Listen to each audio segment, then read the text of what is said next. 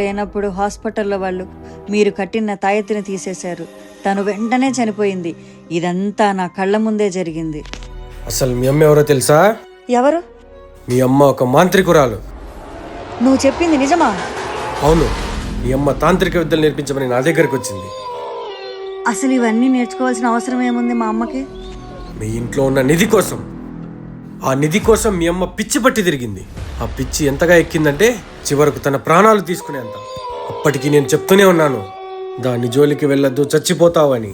అయినా వినకుండా చూడు ఇప్పుడేం జరిగిందో. చివరకు తన ప్రాణాలే తీసుకుంది. ఇంతకీ మీ ఇల్లు ఎక్కడ? ఎందుకు ఇప్పుడు నీ కళ్ళ నిధి మీద పడ్డాయా? నాకు ఆ నిధి ముఖ్యం కాదు. నా శిశురాలు ప్రాణాలని బలి తీసుకున్న ఆ శక్తిని అంతం చేయడమే నా కర్తవ్యం. మరి నీకేమైనా జరిగితే? నా వెంట నువ్వున్నావుగా సమీరా. ఇప్పటికైనా నా ప్రేమను గుర్తించవు. నేనుండగా నీ మీద ఈగనైనా వాళ్ళనిస్తానా? పద వెళ్దాం.